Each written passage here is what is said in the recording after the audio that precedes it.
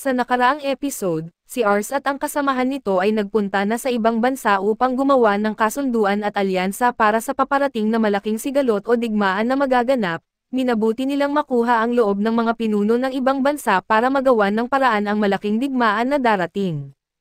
Dala na rin sa taglay na kakayahan ni Ars na malaman ang kapasidad ng isang tao. Nabuo niya ang kanyang team at nagkaroon ng balanse na kakayahan ang lahat na naging epektibo naman. Kahit na marami mga leader ng bansa ang duda sa kakayahan nila kaya't minabuti nilang gawin ito para maipakita niya sa mga leader, na kahit bata pa sila ay kaya nilang gampanan ang responsibilidad nila. At sa pagpapatuloy, samantala nagulat si Thomas nang malaman na bumagsak na ang pangunahing kuta at habang si Fredor ay nag-aalala para sa kanyang anak na si Coran at sa kabilang banda, nagpapasalamat si Coran sa ating pangunahing bida dahil sa kanyang tulong ay nasakop nila ang tatlong kuta. Kaya ipinakilala niya ang anak ng gobernador ng Samp na namuno sa mga tropa at medyo nagtataka, nagtanong ang bida kung ano ang gagawin sa mga sundalo at walang pag-alinlangan na sumagot si Coran na sila ay bibitayin dahil hindi nila maaaring alagaan ang napakaraming bihag sapagkat ito ay magiging isang labis na gastos, at posibleng magrebelde pa ang mga ito dahil handa silang ibuwis ang buhay nila. Ipinag-utos ni Coran na ilabas ang mga sundalo mula sa lugar na iyon ngunit hindi mapigilan ni Ars na humiling na itigil ito, sinasabi na hindi dapat patayin ang mga kalaban na sumuko na at naiintindihan ni Coran ang awa ni Ars, subalit ipinaliwanag niya na hindi nila maaaring palayain ang mga bihag dahil masyado itong mapanganib. Gayunpaman sinabi ni Ars na dapat tingnan ito sa ibang pananaw dahil ang layunin ng digmaan ay mapag-isa ang mission. Kahit na ang mga sundalong ito ay kaaway at sila rin ay mga mamamayan ng mission at kung papatayin sila, magdudulot ito ng pagkagalit na hindi na mawawala at hindi nila makakamit ang inaasam na pag-iisa ng kontinente at bagkus, kabaligtaran ang mangyayari. Sumingit si Rosel na sinasabing may ideya siya at maaari nilang hayaan si Ars na suriin ang mga sundalo at pumili ng mga karapat-dapat na sumali sa kanilang hukbo. Ang iba na ayaw sumunod ay kailangang isuko ang kanilang mga armas at ipagpapalit sa mga bihag na hawak ng kaaway sa kanilang mga kampo. Tinanggap ni Coran ang mungkahi at binanggit na ito ay isang napakatalinong plano at nagustuhan niya ito, samantala pumunta si Ars kay Selina at sinabing kailangan na niyang isuko ang pangarap na mamatay dahil habang buhay ang mga tao at mga sundalo, ang kanyang tungkulin bilang isang pinuno ay dalhin sila pabalik sa kastilyo. Ang tungkulin ng isang pinuno ay hindi natatapos sa pagkatalo kundi sa muling pagtatayo ng mga nawala, inaasahan niyang matapos ang digmaan at makapagtrabaho silang magkasama para sa mas magandang bansa. Lahat ay nagulat ngunit nagpasalamat si Selina sa paglaya ng kanyang mga sundalo kahit na patuloy pa rin siyang tumatangging mamuhay sa kahihiyan, mas pinipiling mamatay at dumating si Charlotte sa sandaling iyon at sinabing siya dapat ang nagtaas ng kalasag na iyon, na aminadong nagdulot sa kanya ng maraming problema ngunit nagtagumpay din siyang sirain ito. Bagamat lihim siyang naiinggit dahil sa kanyang kaso na tanging pang-opensibong mahika lamang ang kaya niyang gamitin para sa pagwasak, habang si Selina ay may kakayahang magprotekta gamit ang kanyang mahika na perpekto para sa isang pinuno at sa kanyang bayan. Namangha si Selina sa sinabi ni Charlotte at habang sinabi ni Cobren na may mensahe siya para sa kanyang ama, na kailangang pumunta sa kastilyo dahil bibigyan siya ng huling pagkakataon na sumanib sa kanilang panig, at maghihintay siya ng sagot kinabukasan. Kinagabihan ay pumunta si Ars kay Wraith sa kanyang silid matapos ang kanilang pinagdaanan, ilang oras nang sinusuri ni Ars ang mga sundalo ngunit sinabi ni Mariel na may bisita siya at doon nila nakita si Fam na masiglang bumati sa ating bida at sinabing may mahalaga siyang impormasyon. Ang kastilyong kanilang sasakupan ay nagtitiwala sa kanilang depensa at kung plano nilang sakupin ito, kailangan nilang sirain ang tinatawag na di mapapasok na pintuan at malamang na ang kaaway ay magtatago sa kastilyo at lumaban mula roon. Ang pinuno ng kanilang kalaban ay si S. Thomas na ikinagulat ng lahat na habang si Mariel ay natawa dahil naunawaan na niya ang dahilan kung bakit sila inatake sa ganitong paraan sa pagtatangkang sakupin ang kuta. Tanging ang kanyang kapatid lamang ang gagawa ng ganoong bagay at nagbigay babala si Fam na mag-ingat sila dahil may mga matatalinong sundalo sa hukbo ng kalaban. Dali-daling pumunta ang ating bida kay Coran upang pag-usapan ito at habang si Rosel ay nag-iisip sa maaaring mangyari ngayong nalaman na nila ang tulong na kanilang makukuha. Kinagabihan ay dumating si Selina sa kastilyo ng kanyang ama at humingi ng tawad sa pagkatalo at sa pagbabalik ng buhay. Nagalak si Fredor sa kanyang pagdating dahil labis siyang nag-alala ngunit galit siyang itinulak palayo ni Selina. na humihiling na siya ay paparusahan. Sinabi niya na masyado nang nagbago ang kanyang ama at ang taong nagturo sa kanya noon ay paparusahan siya sa pagkatalo. Kinabukasan ay dumating si Cobren sa tarangkahan ng kastilyo dahil hindi siya nakatanggap ng sagot, at may impormasyong sigurado na magaganap ang labanan.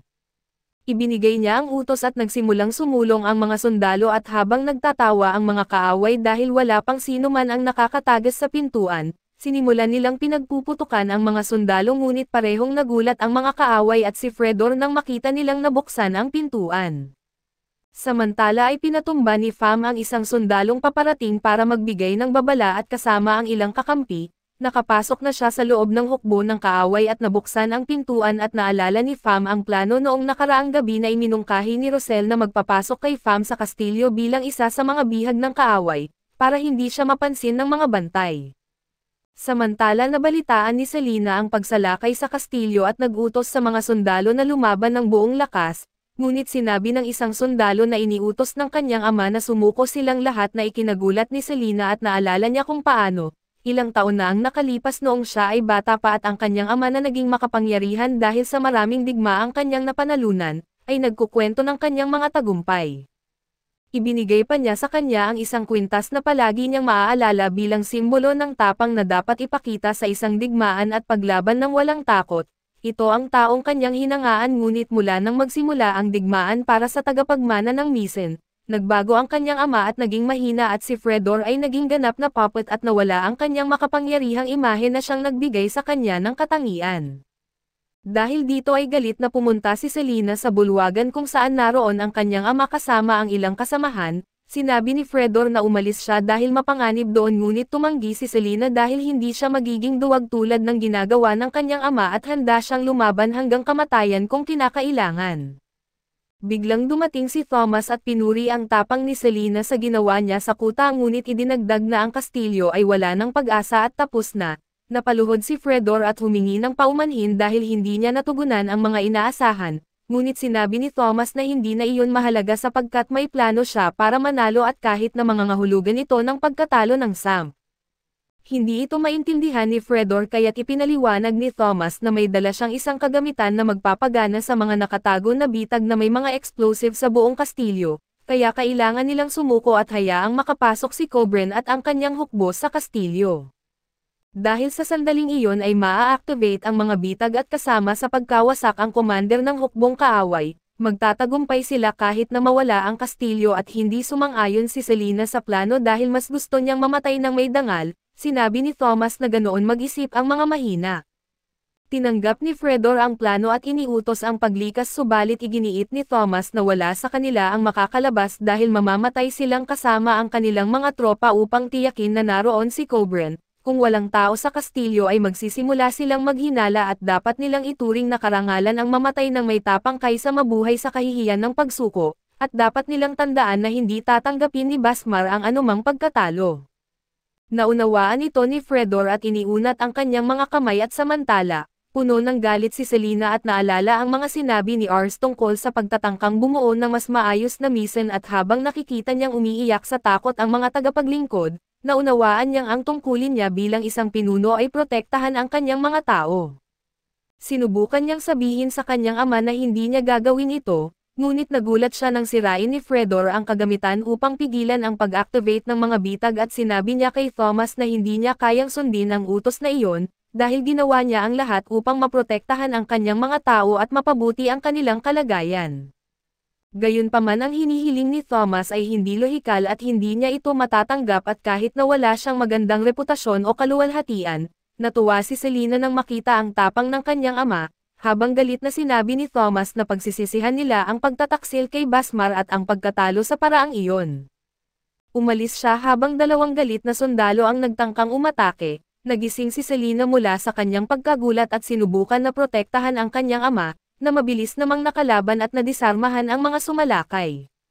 Sa huli ay umalis ang mga sundalo ayon sa utos ni Thomas at sinabi ni Fredor sa kanyang anak na hindi pa siya ganoon katanda para hindi maprotektahan ang sarili. Ilang oras pagkatapos ay dumating si Cobren sa harap ni Fredor, na tinanggap ang kanyang pagkatalo at nagbigay ng pahintulot na kunin ang kanyang buhay ngunit hiniling na patawarin ang kanyang mga sundalo.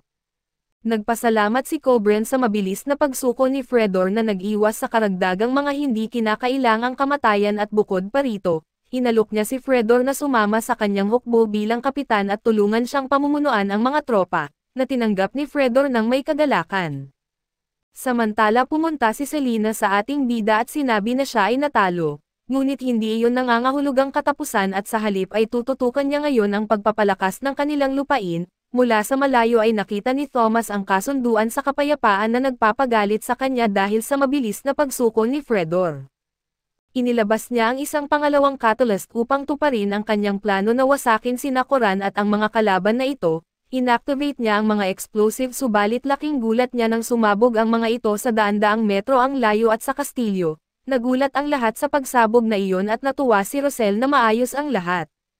Dumating si Pham at sinasabing kahit na mahirap ay nagawa niyang ilipat ang mga explosive mula sa lugar na iyon, lahat ay naguluhan dahil sinabi ni Fedor na nasira na ang catalyst at kamakailan lang nila nalaman ang tungkol sa mga explosive at ipinaliwanag ni Rosel na naisip niya na maaaring mayroong iba pang mga catalyst. Simula pa noong inatake sila sa kuta ng Watts ay pinaghinalaan na niya na may kakaiba, dahil tila hindi layunin ng mga ito ang manalo ng labanan kundi magbigay ng oras sa kastilyo at kilala niya si Thomas, kaya inaasahan niyang kahit natalo ito sa labanan at hahanapin nito ang anumang paraan para makabawi. Kaya inatasan niya si Pham na imbestigahan at tanggalin ang anumang palatandaan ng explosive, na nagawa naman ni Pham lalo na't may magandang gantimpala at sinabi ng ating bida na bibigyan ng malaking gantimpala si Pham dahil sa pagligtas ng kanilang mga buhay. Ngunit tinanong niya si Rosel kung bakit hindi niya ito sinabi sa kanila. Namula si Rosel sa hiya at ipinaliwanag ni Mariel na ayaw niyang iibahin ang atensyon nila mula sa pangunahing layunin dahil sa kanyang mga tila baliw na teorya tungkol kay Thomas, na hindi pa niya lubos na kilala ngunit sa huli, natutunan ni Rosel na mag-isip tulad ng kalaban at tuklasin ang kanilang mga plano, at ngayon ay malaki na ang kanyang ipinagbago mula sa mga karanasan sa labanang ito. Nagsimula nang magbigay ng papuri ang grupo sa kanya at ipinaliwanag ni Fedor sa kanyang anak na pagkatapos ng digmaan para sa kapangyarihan sa Mian, isinuko niya ang sarili sa kanyang mga nakatataas sa pag-asang mapapabuti ang kanilang teritoryo, ngunit ngayon ay alam niyang nabigo niya si Selena.